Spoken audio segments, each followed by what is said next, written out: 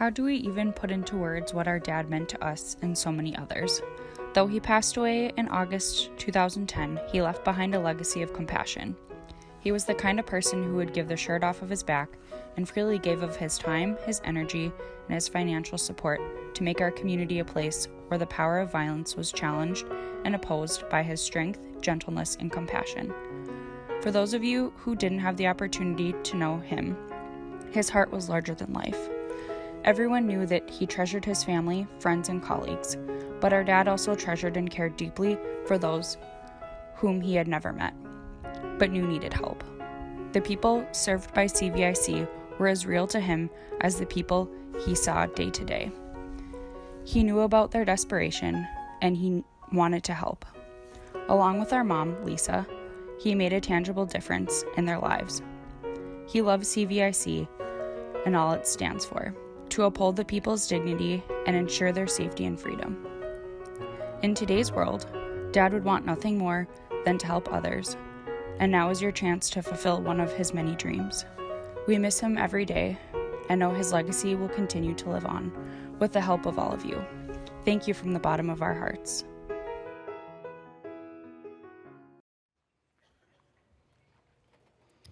Good morning.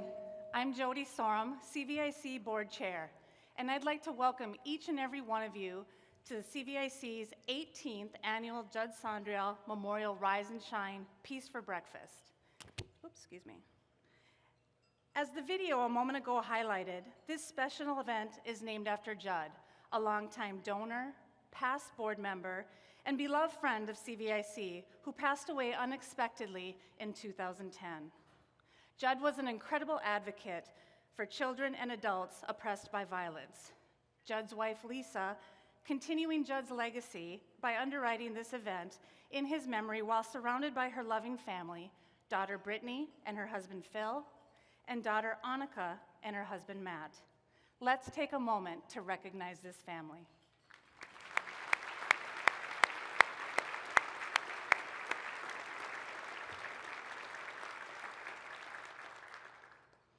Thank you again, Lisa. This CVIC is honored to have all of you with us today. To get us started this morning, I am pleased to invite Pastor Sarah Raymond of Sunlight Tours to come forward.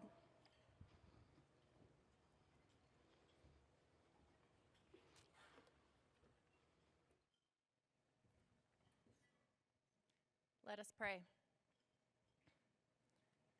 God of our past, we pray for people like Sarah who have made their way out of an abusive situation, but who still have a vein of trauma, pain, hurt, and mistrust running through them.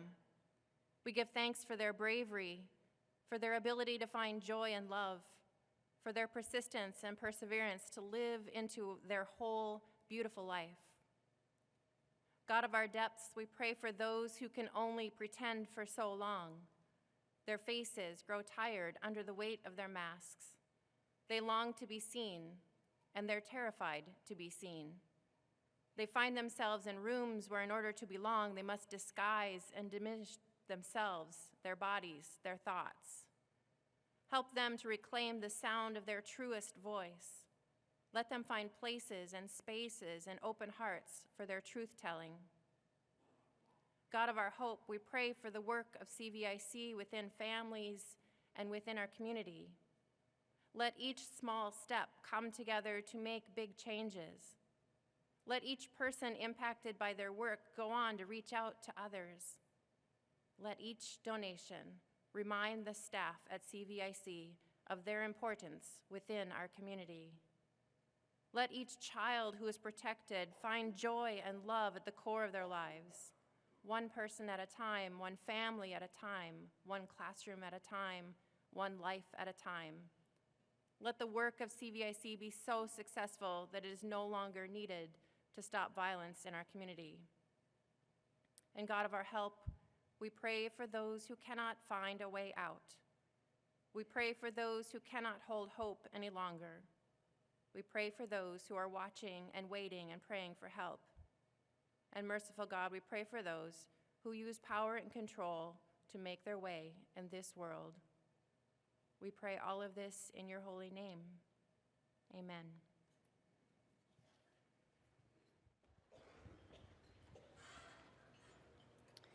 Thank you for that warm invocation, Sarah. Your messages always combine the right balance of purpose and hope. This is an ideal way to begin our time together and build upon this year's focus of this year's breakfast, which is guard the future, partner to protect, and prevent. Throughout this past year as board chair, I've had the opportunity to firsthand see how seriously this team takes this responsibility. I was particularly captivated last winter when I had the opportunity to work directly with our advocacy and therapy team in coordinating a gift of 12 Rydell cars to 12 CVIC clients. The interaction that stands out most in my mind was watching how our advocates honor this excitement as much as our clients. It was like watching two close friends unite after years apart. It was a humbling experience, and I'm grateful to have had the opportunity to witness how our staff supports clients through small and big wins. Our theme today, Guard the Future, Partner to Protect and Prevent, is a call to action to everyone in this room to help us advance CVIC's Safer Tomorrows Roadmap, our long-range vision to end interpersonal violence in 2 generations. Everything you will hear today ties back to this vision, and our daily progress is the result of multiple partners who walk alongside our team. Our partners take on many forms. They are donors, volunteers, and those who provide critical support services, such as law enforcement, education, healthcare, transitional housing, and social services. This collective support makes it possible for clients and their families to escape violence and transition to a life free of fear and full of hope. By investing this time this morning in learning about how you can guard the future, you are bringing our Safer Tomorrow dreams to life. Thank you for partnering to protect and prevent future violence in Grand Forks County. Because every friendship starts with an invitation and a conversation, I'd like to begin by acknowledging the more than 70 table captains who convinced you to start your day with CVIC. By filling up this room with people who care, you show passion for making our community a place where everyone can thrive. Now, all table captains, those wearing an orange ribbon, please stand so we can recognize you.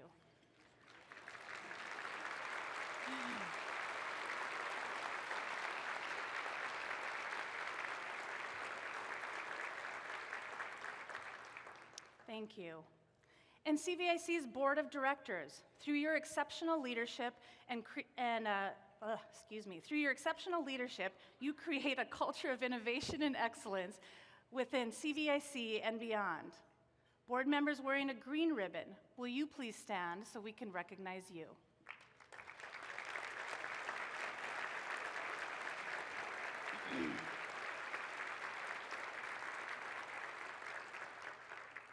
We have a special acknowledgement for our Dreammaker Society and Rise Up members later in the program. I'd also like to acknowledge some individuals who have been working tirelessly to prepare a memorable morning for you.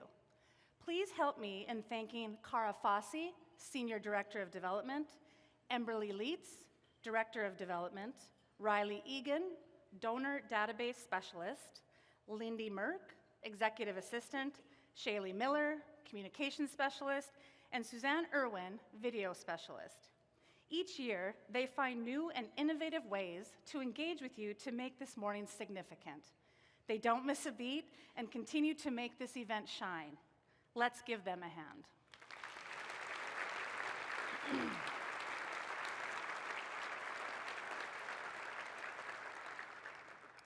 It has been meaningful the past few years to begin our Rise and Shine event with acknowledgement of what it means to truly partner and prevent. A shining example of this partnership in action are 7 individuals who have been nominated for our Jim Vignes Peacemaker Award. Each year, CVIC's board and staff select a remarkable community member. This is someone who has gone above and beyond to do their part to end interpersonal violence in our community.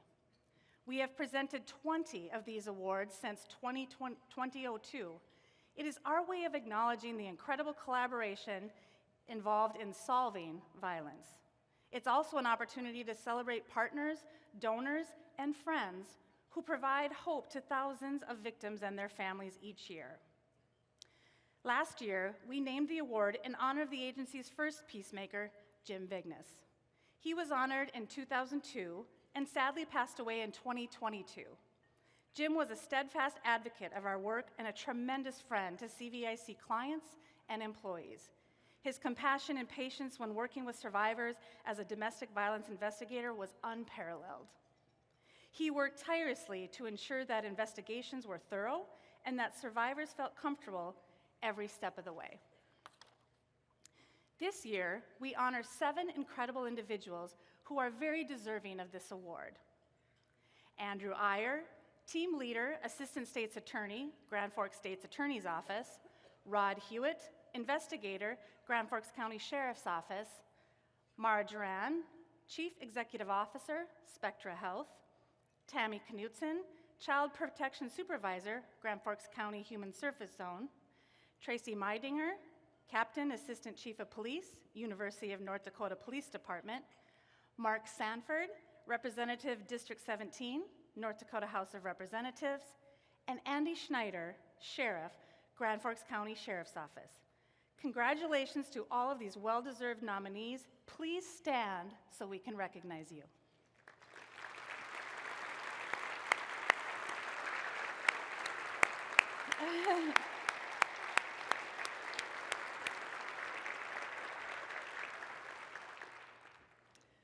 The winner of the 2023 Jim Vignes Peacemaker Award, who has shown an extraordinary commitment in working for our peace and our community, is Andrew Iyer.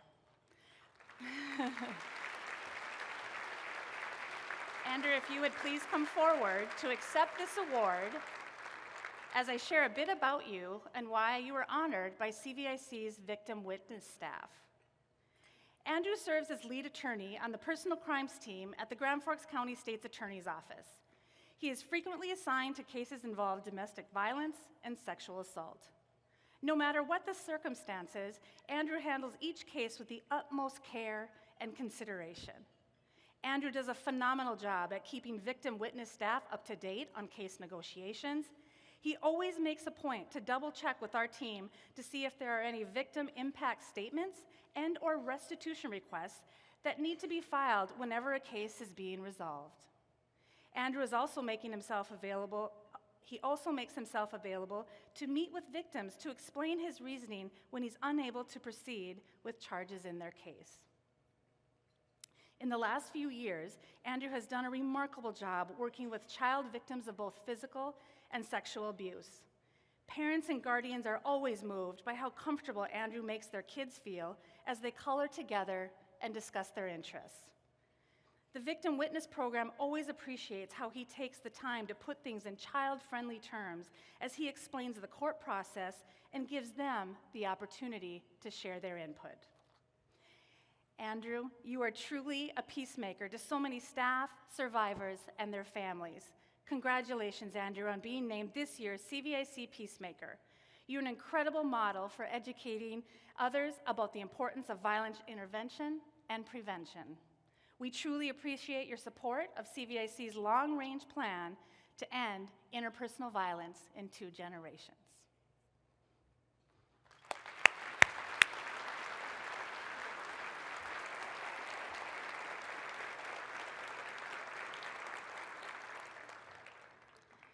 As you will learn from President CEO Koya Tompkins in just a few minutes, the work on our Safer Tomorrows roadmap continues. Its challenges and successes reinforce how much growth is still needed to fully develop our safety, healing, and education programs to ultimately stop interpersonal violence before it begins. 1 in 4 women, 1 in 9 men will experience interpersonal violence in their lifetime. That represents more than 12,000 Grand Forks County residents, nearly 18% of our population. In North Dakota, nearly 140,000 people, or more than 94,000 women and nearly 45,000 men, are estimated to be impacted by interpersonal violence. More than likely, you know someone. Interpersonal violence, often referred to as intimate partner violence, doesn't always appear with immediate physical signs and symptoms. It's a pattern of behavior used to establish power and control over another person through fear and intimidation and threats and uses of violence.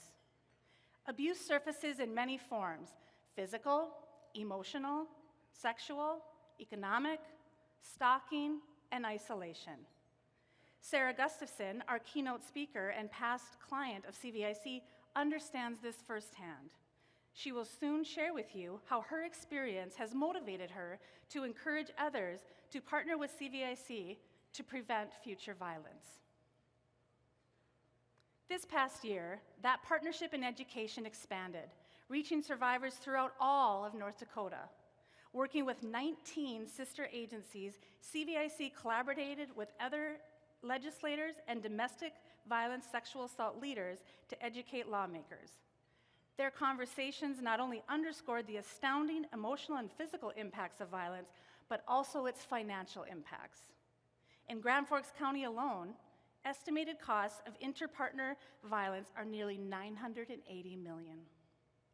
This includes annual costs of $3 million in healthcare-related expenses, nearly $3 million in losses in productivity, and more than $2 million in education costs. The good news is that North Dakota lawmakers listened. They not only endorsed funding increases, but also worked with CVIC and other agencies to change laws. These new laws will alter the narrative and outcome for both survivors and those who use violence. Although Koya and her colleagues will be first to say our state funding is still several million shy of what's needed, she's excited to introduce a few lawmakers later in our program.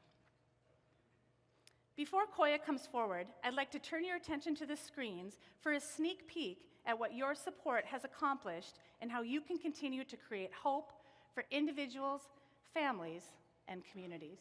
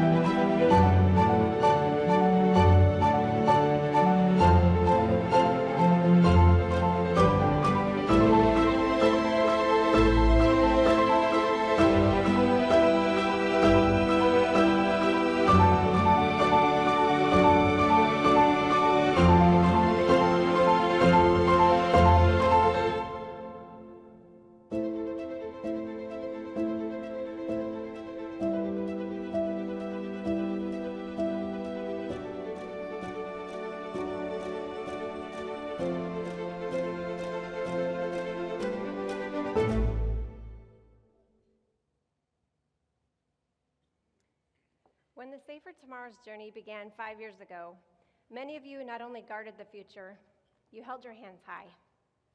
A few of you said, "We're all in." Others asked good questions, and before we knew it, We had fresh volunteers, life-changing gifts, and introductions to new partners and friends. A few of you were humbled to learn that right here in Grand Forks County, there are 5,000 youth exposed to interpersonal violence. What's even more humbling is the forecast for those impacted by severe trauma. If we didn't act quickly, more than 1,700 severely traumatized youth today would multiply to 4,900. That's nearly 3 times the number of children. And regardless of where our individual questions or contributions led us, the collective answer to this very complex and sobering problem was no, not on our watch. In Grand Forks neighbors, guarding the future starts at home. What if I told you that not all Grand Forks leaders started out that way, and neither did their home lives? For our new friend, who I will call Candace, it began in a red prison jumpsuit and a sterile dark room. She was 13. From the age of 7, she endured emotional, verbal, and eventually sexual abuse at the hands of a family member who was supposed to protect her.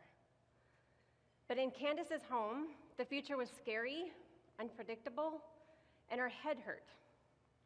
Not surprisingly, about the same time the abuse started, so did the migraine headaches. Her mother was dealing with her own trauma, so the parenting was also on Candace. As early as 9 years old, Candace recalls waking her younger brother for school, making his meals, and helping him with homework. With few places to turn to in a small rural community where Candace grew up, and no close friends or family nearby, Candace confided in a neighboring couple who had been giving her rides to church and youth activities. They were the closest thing to trusted adults, and they immediately took Candace to a social services agency nearby. Unfortunately, in this community, there was not a CVIC, so Candace's options were limited. She could wait it out for foster care. That's about a 30-day wait at the time. She could head home. Or she could spend the next 45 minutes in the back of a cop car en route to a juvenile detention center. And years after we would meet, Candace vividly describes for me, and I could almost feel it with her, in the back of that cop car, traveling 45 minutes, she gets to the juvenile detention center, she's asked to shower and change into this red jumpsuit. Not surprisingly, 5 days into her stay, she took the lesser of 2 dark places, an abusive home and a future without a true guardian. She left voluntarily. North Dakota native and researcher Dr. Bruce Perry has studied the impact of abuse, neglect, and trauma for more than 3 decades. He's learned through his clinical research that traumatic childhood experiences like Candace's can literally change the brain makeup and ultimately the health of children. We also know from the Centers for Disease Control and Prevention and Kaiser Permanente that did a national study that traumatic childhood experiences stay with us long into adulthood. Candace is in her early 30s now. Children with 4 or more adverse childhood experiences are more likely to develop addictions and 12 times more likely to die by suicide. I'm grateful to tell you that Candace did not become one of those statistics. She's a thriving, engaged young mother and wife and community leader, and she wants to create a Grand Forks County that puts kids first. And despite every odd that was working against her, she's guarding the future too. At the end of our most recent conversation, Candace shared with me how forgiveness has been a part of this journey. And she has shifted her thinking from, how could my parents do this, to, what if my mom would have had CVIC? What if I and my brother would have had CVIC? What if my entire family, and even those who hurt me and my brother, had CVIC? Today, thanks to your investment in the Safer Tomorrow's journey, individuals like Candace have options for safety and healing. And it gets better because their parents do too. One of the most powerful stories I heard recently was from a client in our New Choices program. This is our domestic violence intervention program. It's a partnership with the court system where we help those who use violence in their relationships. About halfway through his time with us, he asked our staff if the therapy team could provide services to his child. The beautiful thing is that when we help mom and dad, our kids win too. We talk about prevention and education. We're able to get to people like Candace and her family long before the violence even begins. In a 2022 survey of elementary youth right here in rural Grand Forks County, we asked them if they would intervene if they observed another child bullying another student. In 2022, 87% said they would intervene. Just 2 years earlier, in 2020, only 76% said they would intervene. We also asked them on the honor system if they had ever bullied anyone else. In 2020, 19% said they had bullied someone else. And in 2022, it had dropped to 11%. And the beautiful thing about prevention is when we teach youngsters about healthy relationships, they not only make better choices, they make better friends.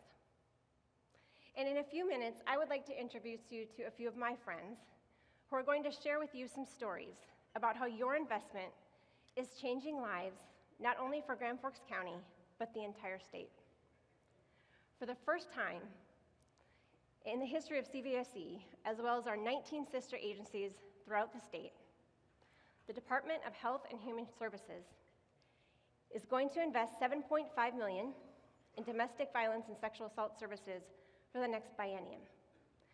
I do want to tell you, it's about $10 million short of what we asked for, but it's a heck of a start. And it's 2.5 times more than the prior biennium. And for those of us who partner with our partners to offer state-mandated programs, this is great news. Because for the last 10 years or so, that funding has remained flat while the service need has increased. So we're able to fill a very large gap and serve more families at the same time. In addition to funding, these lawmakers have also taken note of some very important laws that need some adjusting. And they did it very quickly. And those changes are going to have lasting impacts on generations to come. So I'd like to turn your attention now to the screens so you can learn more about how your investment is changing lives. I also ask these individuals to share with us how your investment has helped them personally get excited about the Safer Tomorrow's journey.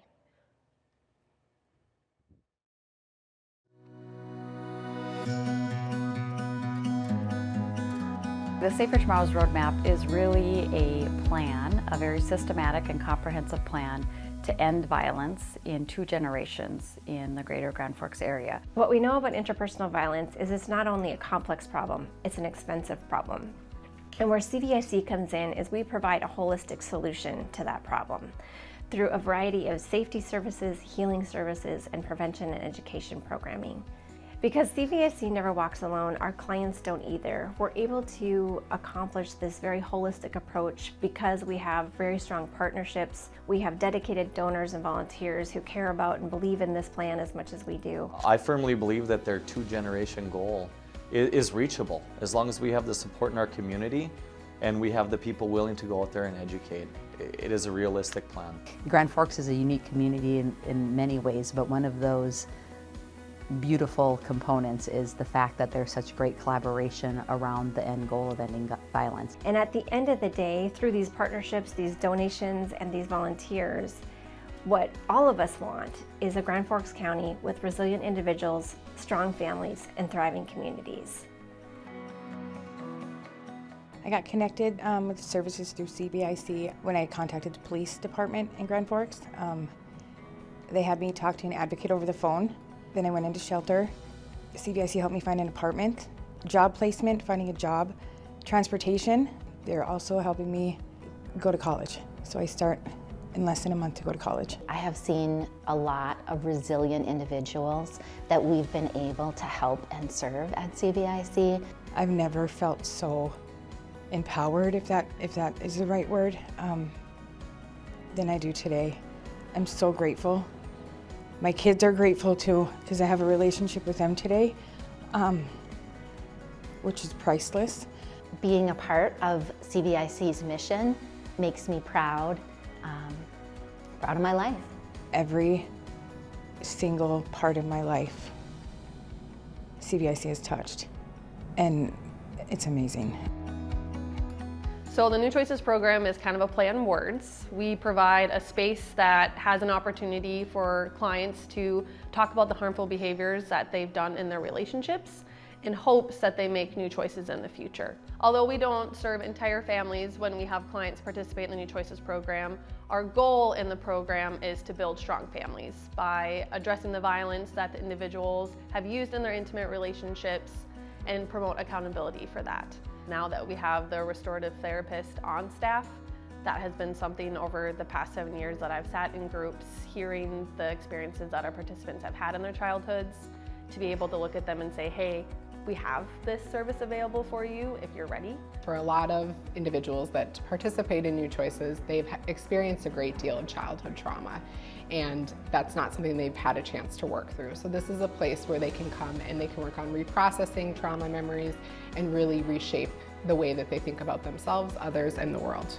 And to me, that is the biggest dream I could have ever dreamt, and it's now a reality. So I hope the program grows and we have an opportunity to hire on individuals to work with youth as well as adults. And once a person has gone through trauma therapy and completed that portion, I would really love to see addressing other mental health disorders, working with individuals, say for example, on substance use, and being able to provide that in-house with clients who already have a solid rapport and relationship with us. When I think about the hopes for Safer Tomorrows, I really hope our community can see the importance of domestic violence intervention work, that by providing the services to those that cause harm is also supporting the survivors and children in their lives. So we were fortunate this legislative session to connect with some lawmakers who really believed not only in our long-range vision to end violence, but also in making sure that there's appropriate funding to support that. And we were fortunate this last legislative session to see a very significant increase in that funding, not only for Grand Forks County, but the entire state. I always am struck by the audacious goal CVI sets of ending interpersonal violence in 2 generations. And here in North Dakota, I think that long-range thinking and having that level of ambition is super important as we make legislative choices and have legislative priorities that we're working on in Bismarck. It's really exciting to have a wider approach, a statewide approach. This legislative session, we had one of the board members from CVIC come and provide extremely powerful and impactful testimony. When I was approached to take the lead on these 2 bills that would expand protections to domestic violence survivors and those that are experiencing that trauma, it was an easy call for me. To hear the impact and the services that CVIC provides really was eye-opening. I have found the person you see before you today. I'm strong, outspoken, a business owner, an author, and more importantly, an advocate for those who need a voice. I can speak as a donor, as a legislator, as an assistant state's attorney. The work of CVIC is present both behind the scenes and directly in our community every day. Those who need CVIC services, their victim advocacy services, benefit directly from contributions of donors. And those of us who are making policy need to hear from CVIC and domestic violence advocates from across the state. So your donation also helps support that. I think that CVIC is one of the most powerful and impactful organizations in our Grand Forks community, and anything that we can do to continue to support them, we need to do it. This is our favorite gift that we provide, Gloria and I, in our community because of the impact that it makes.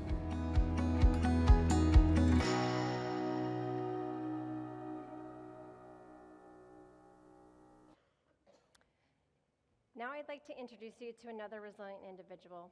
She's a leader in her field, a faithful friend of CVIC, and a bold model for what it takes to end interpersonal violence. Before we ask Sarah Gustafson to come forward, I'd like to give you a glimpse into what led her here today.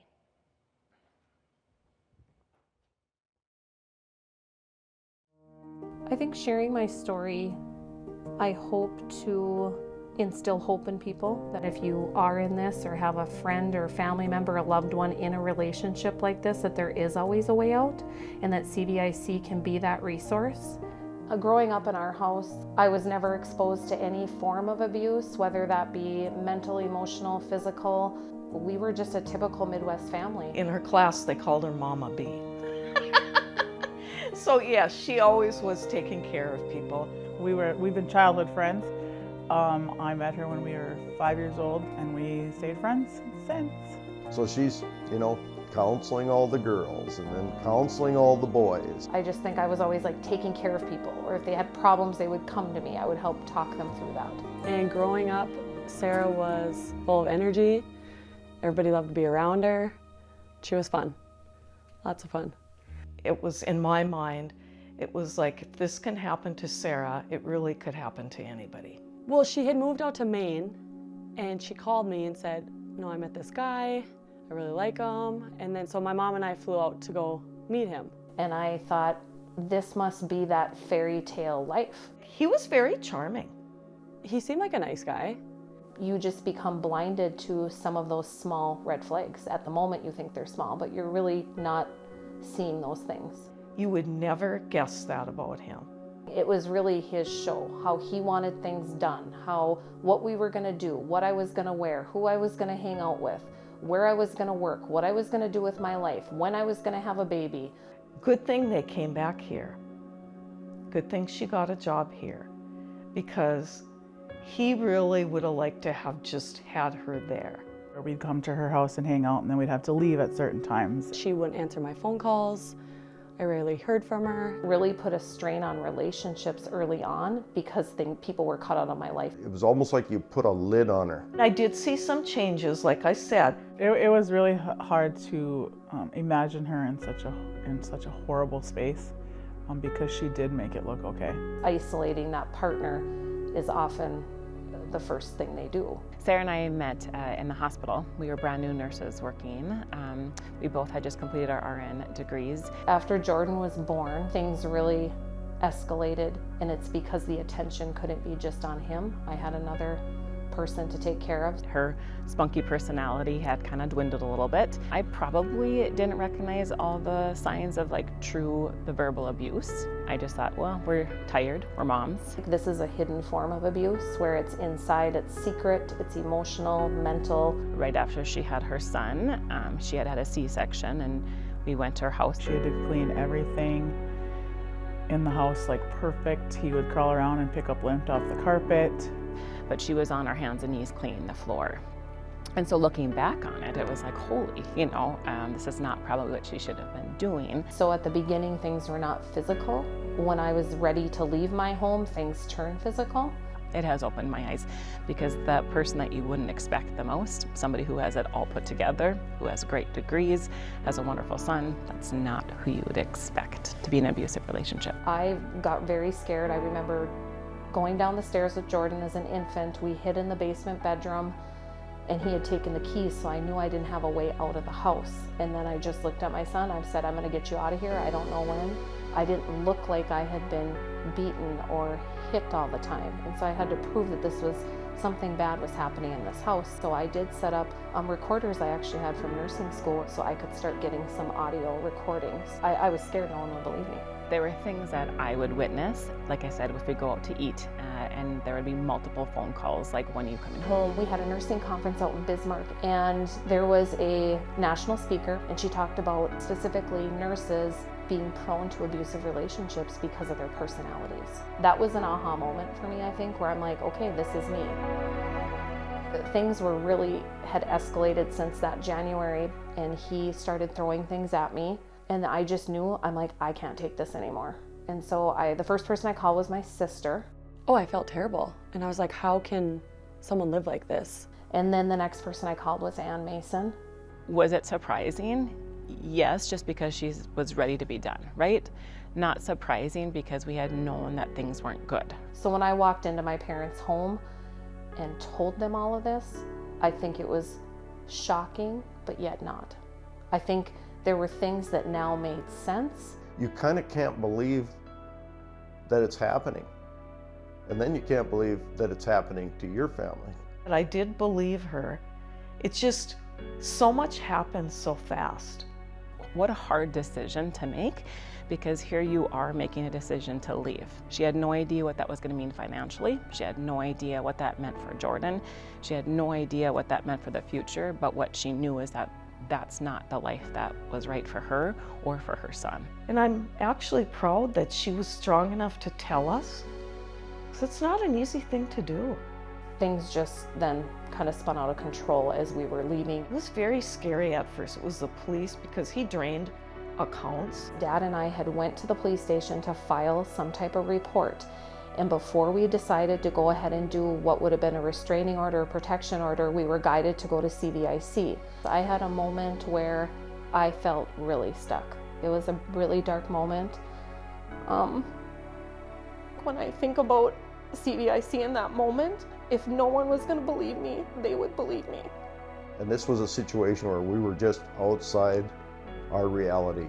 And I met with a therapist there, and so we did kind of a counseling session first. We were guided that, you know, maybe a protection order wasn't the next step we were going to take, because there is fear when you're doing that protection order that that person escalates their behavior. I didn't fully move in, but I would sit in the recliner by the front door and do my homework and put pots and pans on the doors and windows and make sure we could hear if anybody tried to get in. There was a lot that went on that made it fearful. He almost turned to like a stalking form. I was scared for her. I mean, there was times I'd ride my bike on the path right outside and he'd be walking by. He also knew and was watching everything that was going on in the home. You know, I'd get a message saying, you were at our house today, you dropped off diapers. Having those supports in place, both for my family and friends that were there, CVIC, the police station, the community, that really helped me. Her life changed after that. I definitely believe that God knew what he was doing when he brought Aaron into her life, right? That sparkle in Sarah came back. The dancing, singing, loving Sarah was back 100%. We're a package deal, and he took it on. You know, the day that Aaron was able to adopt Jordan, and then Jordan have that same name as us, that was just a really special moment. Jordan would have had a different last name, and he had the same last name as us. Jordan was my son all along. He looks like me, so it's been just a seamless, easy transition. No one had a clue. Everything that Sarah has done professionally, personally, Aaron is by her side. It's, yes, move forward. This does not define Sarah. This was a small portion of her life that was very difficult, but she got through it. The support over all of these years doesn't stop when the abuse stops. The support has gone on for 20 years because that's when she needs us the most. She has an amazing family, wonderful kids. So yeah, this has not defined her at all. I feel like with this story, she is in the best place that she possibly can professionally, working in a university setting as a nurse practitioner. Patients I see where I'm even referring them to CVIC at UND.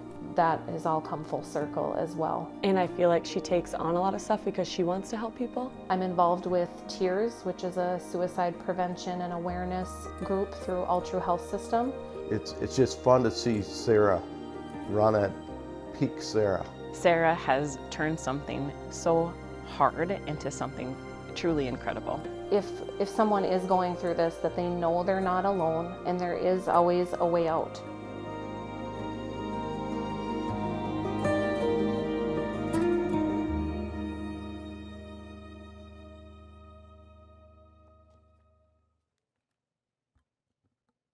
Good morning. Thank you for being here today. My name is Sarah Gustafson. I want to first thank CVIC for providing the opportunity to share my story and for the hours put in preparing for this very important event.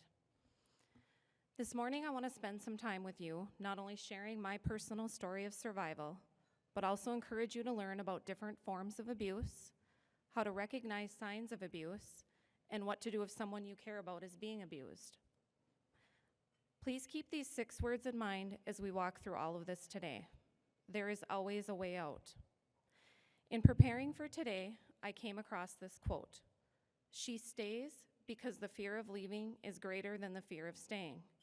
She will leave when the fear of staying is greater than the fear of leaving. This describes the severity of what it's like to experience abuse. You find yourself thinking in extremes, and sometimes the violence escalates to unspeakable levels before action can be taken. This is what was going on in my mind more than 16 years ago. As you heard in the video, my childhood and life as a teenager and young adult was loving. I didn't know what it was like to live in an unsafe home consumed with daily fear. That all changed during this relationship, but the progression was gradual. My friends and family could see how the abuse was affecting my outward expressions and personality, but for me, it was like I was living a double life. One life was the abuse inside my home, and the other life was outside the home, and this looked normal to others. It came to a point where simple decisions seemed overwhelming. It's hard to explain, and even harder for those who loved me to understand. But abuse doesn't always present itself in outward-facing ways. Bruises, scrapes, and cuts can be seen. Signs and symptoms of emotional and verbal abuse often present differently. It can be hard to understand this kind of abuse, but it doesn't appear as the battered woman or with visible bruises. The bruises are inside, and they cut deep. For me, it started with manipulative, snide comments or excessive questions that led me to believe I wasn't worthy. There must be something wrong with me. Throughout the 6 years of the relationship, it was not uncommon for me to be grilled about where I was going, who I was seeing, and when I would be home. In a healthy relationship, these are questions that signify signs of someone who cares about your well-being and wants to communicate effectively. In the relationship I knew, the questions were designed to keep me compliant and obsessively focused on his needs. If I did schedule time with friends or activities outside of our home, downtime was often interrupted by multiple texts, phone calls, or excuses to end the night early. It was next to impossible to enjoy any free time outside the relationship, and what I did experience within it was suffocating. He was compulsive about cleanliness and order, and I was responsible for ensuring a tidy home no matter what. As our son Jordan grew from a small baby to a toddler, I would trade time with our son to ensure the house was perfect. I remember feeling nervous a lot and anticipating criticism, so I would try harder. With each day that passed, I recognized less and less of who I was. My body was alive, but my soul was dying. It was like I was a prisoner in my own home. You heard my friends and family in the video reference how much my personality and fun-loving spirit seemed to fade. For me, it wasn't apparent until much later. On days when I could find strength, I would start to think about a way out. When I think about how strong I am now, it's almost hard to share this part. But when you're told every day that you're not doing enough or being enough, you start to believe the lies. A constant thought going through my head was, who will believe me? I recall standing in the kitchen, and he became angry about something I didn't do right, and he used a knife to intimidate me. And I remember thinking, okay, this is really bad. I was done. I had to get Jordan out of this uncertainty and danger. I wish I could tell you I left the next day, but the process took more than a year. When I decided to leave, it wasn't one time, it was a few times. His charming ways would entice me to stay, and he had a way to pull me back in. The behavior would improve temporarily, but over time, the good days grew less frequent. I later learned this is common with intimate partner violence. Our friends at CVIC and national statistics report that it takes an average of 7 times to fully escape an abusive relationship. At one point, I considered ending my life. I had never experienced such invisible pain like this. Maybe if I wasn't here, I could escape the daily pain of hell I am living. I knew that I couldn't leave Jordan behind. I had to survive for him. Somewhere beneath the darkness in my heart, I knew I was a good mother, regardless of what was being said to me. When I finally left for good, the violence and stalking escalated. As CVIC advocates will tell you, this also is too common in abusive relationships. They're more volatile and dangerous at the end. He started to seek out people that I had a connection to me, asking where I was or if they knew what I was doing. Shortly after connecting with East Grand Forks Police, an officer encouraged me to visit with an advocate at CVIC.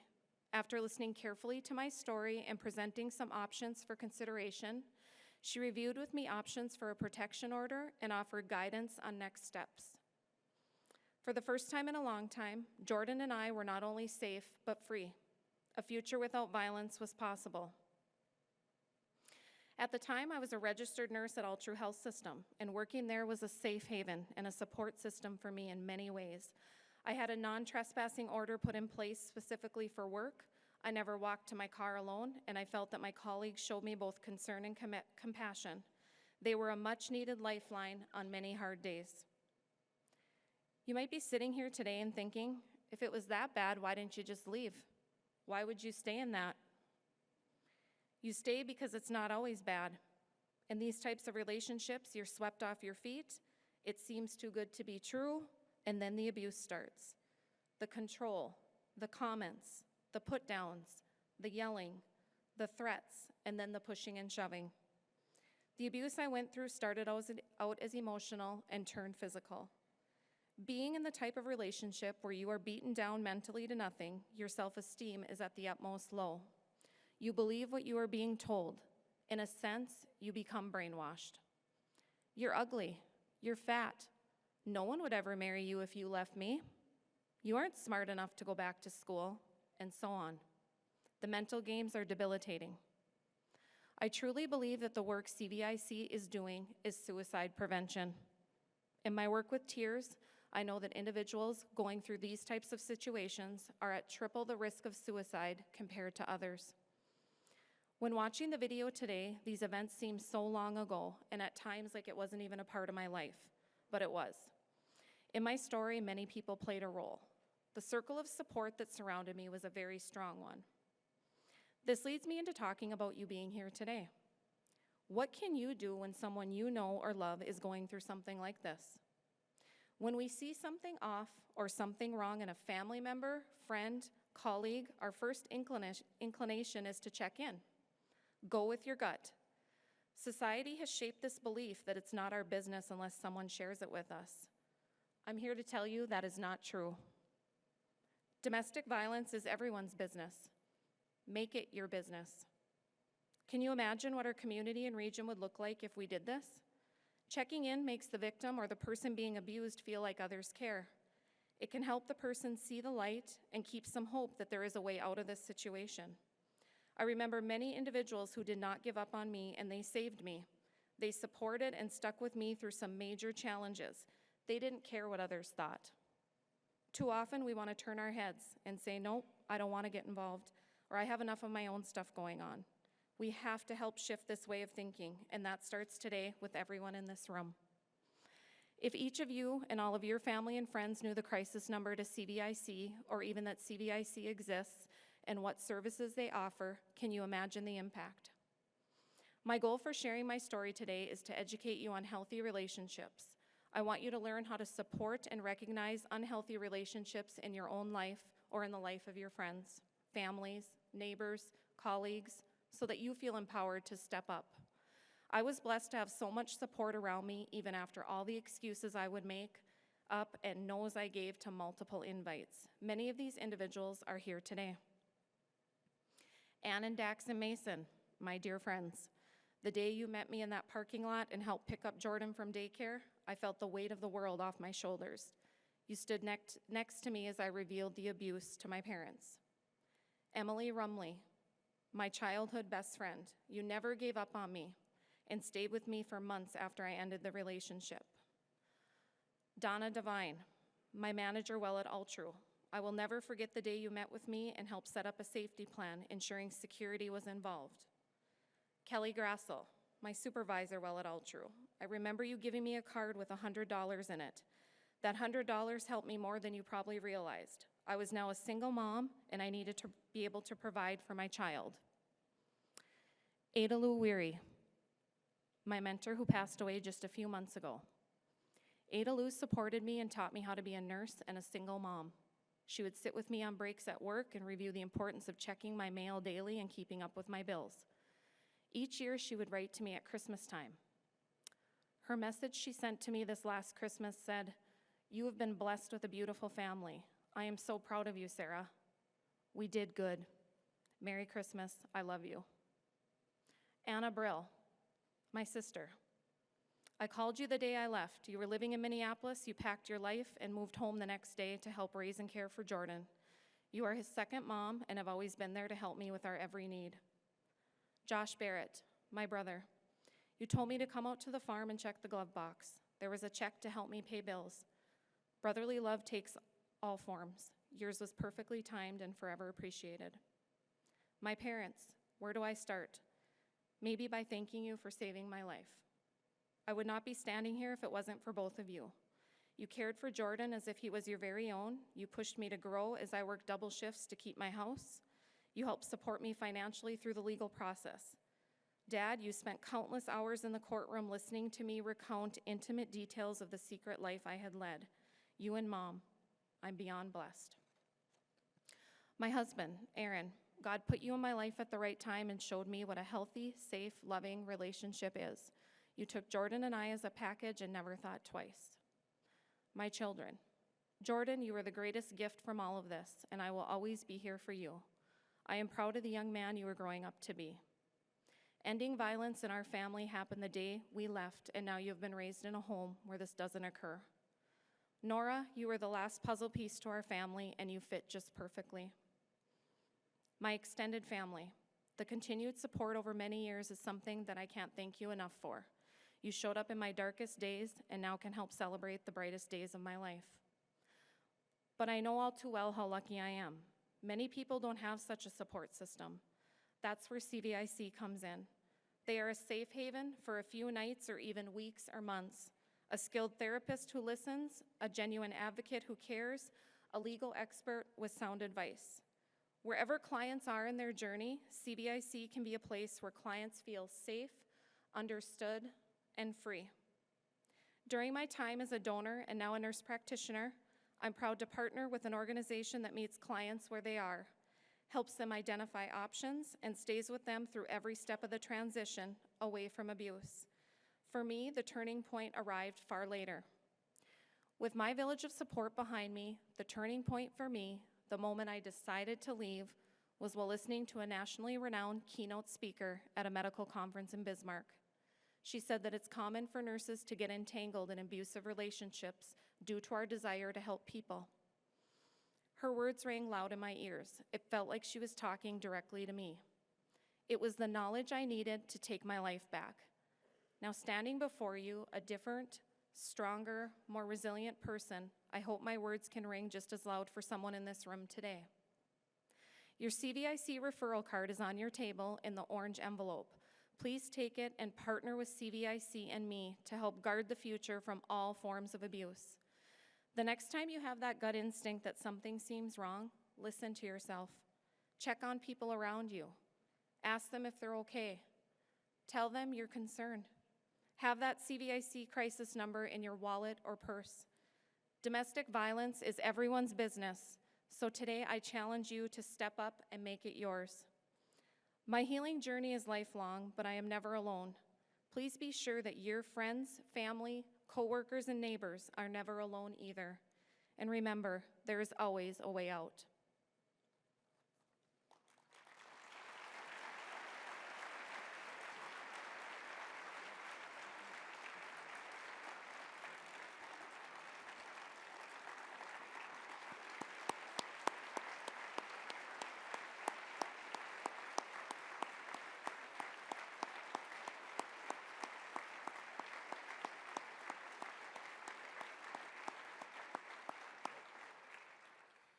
Thank you so much, Sarah, for your courage in giving everyone in this room a chance to learn from your experience.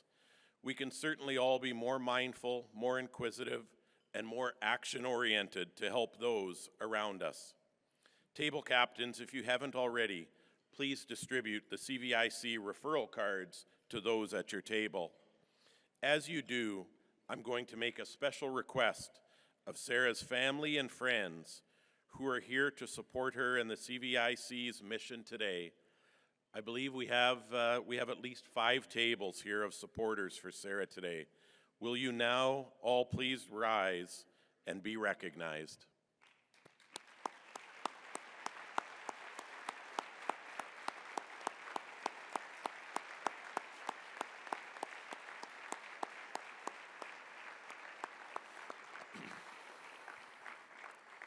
Thank you. That kind of support is what the Safer Tomorrows Roadmap is all about. We can't do this work alone. We absolutely know that our Safer Tomorrows Roadmap is an aggressive vision to end interpersonal violence in 2 generations. The determination and compassion of everyone in this room continues to make a difference for people like Sarah and her family. You are an essential part of a critical team who are guarding the future for the next generation. As Amelia and I have learned as personal donors, and through my work with Jody Sorum and others on the CVIC's board, investing in a plan designed to save and heal lives for the next generation is one of the most important investments any of us can make. This morning, we must raise $350,000 in gifts and pledges for the next 5 years. We'd like to begin by thanking the Dakota Medical Foundation for providing a head start toward this goal with a $10,000 leadership gift. As I look around the room, I believe that we have the right people here today to join Dakota Medical and others in achieving this goal and even more. Our Dream Maker Society is key to making this happen. Dream Makers make pledges over 5 years, which allows us to budget and anticipate our ability to meet our community's needs. We have more than 247 Dream Makers whose names are listed in your program. The Dream Makers are our dream team. They not only have made it their business to care, they are guarding the future for generations to come. If you are a Dream Maker with a blue ribbon on your name tag, please stand now so that we may recognize you.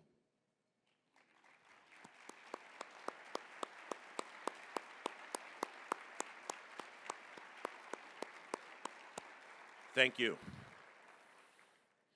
Today, to meet our goal, we will need 60 people to join our Dream Maker Society at one of the 4 levels listed on the screen behind me. I hope you will strongly consider becoming a Dream Maker today. It is a great time to invest in our community. First, because Lisa Sondreal and her family have generously underwritten the cost of this morning's breakfast, 100% of your gifts will go directly to helping local children and adults. And secondly, you will help to realize the success of the Safer Tomorrows Roadmap and shine a light on our great community. Would 60 of you here today consider becoming a Dream Maker? Before the table captains pass out the gift form, I want to briefly go over a few things with you. Starting at the top of the form, the Dream Maker pledge levels are meant to give you a sense of what difference you can make. Your contribution will go toward the unrestricted operating funds of the CVIC. The first giving level is Building Hope, a pledge of $1,000 each year for 5 years.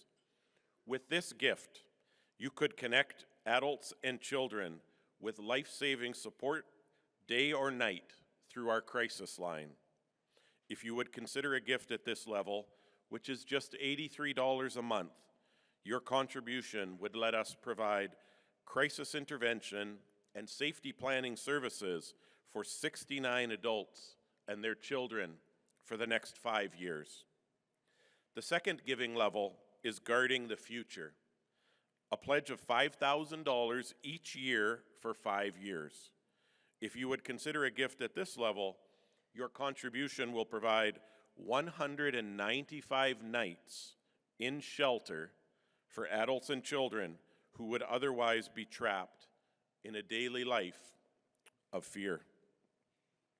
The next giving level is Creating Dreams, a pledge of $10,000 per year for 5 years will make a profound impact on families striving for or aspiring to a better way of life. If you would consider a gift at this level, you would provide 131 sessions of evidence-based therapy for traumatized adults and children, just like Candace. giving them back their lives and offering them a future. Imagine the impact you could make with this level of investment. The next level is changing lives, where you will empower survivors with advocacy services to heal, learn, and live independently to create a safe, loving home. If you would consider a gift of $25,000 each year for 5 years, your support would provide a fresh start for more than 144 survivors who are committed to stopping the cycle of violence in their family. The last level is promoting a healthy culture, where your annual gift of $50,000 over 5 years could raise up a new generation of children equipped to change our communities forever. You would provide healthy relationship education to nearly 3,500 students who will then prevent the use of violence at every stage in their lives. This is precisely how we will get to our long-term vision of ending violence. With your investment at this level, your impact will be felt forever. Also on the form is a section for current Dreammaker Society members or other pledge holders to make enhancements to your current pledge. Every additional year pledged helps the CVIC confidently plan and meet future client needs. If you prefer to give at a different level or in a different way, consider becoming a Rise Up monthly giving member and provide a recurring gift that can quite literally help us change lives. There are currently 60 Rise Up members who give monthly at various amounts, and we would like to double that number this morning with your help. We will also gladly accept one-time gifts. For all types of giving, payment options are provided on the back of your form. If you are joining us today as a member of the Dreammaker Society, my personal thanks for partnering to protect and prevent to help make Greater Grand Forks the first community to virtually end violence. Please be sure to sign your pledge form, and we ask that you make your first payment today, if possible. If you are giving at any other level, we truly appreciate your gift. However you choose to give today, you will be supporting the entire mission of the CVIC. At this time, I would now like to ask the table captains to pass out the gift forms, and we will give you a few minutes to complete them.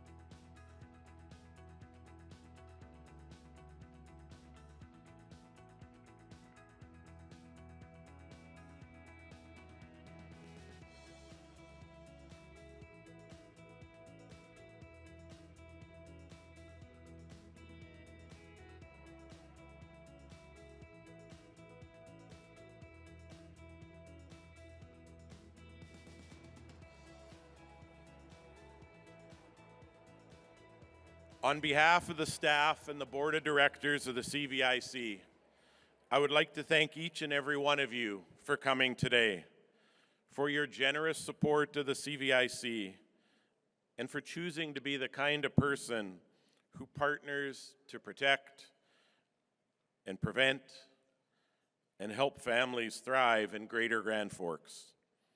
We'd also like to thank our in-kind sponsors, Mobile Pro, and Brady Martz for their support of our audiovisuals and video production today. Table captains, please collect your gift forms and reusable name tags and give your envelope to a CVIC staff member in the back of the room on your way out this morning. Again, thanks to everyone. We certainly appreciate all that you do, and go have a great day. Thank you.